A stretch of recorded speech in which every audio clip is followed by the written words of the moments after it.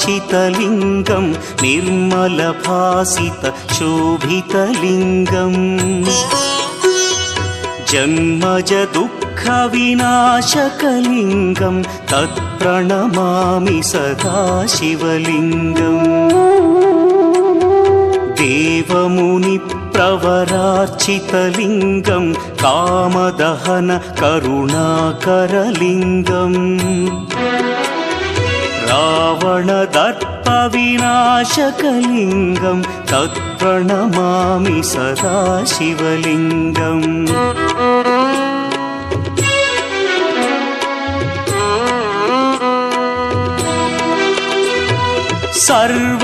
सर्वसुगन्धसुले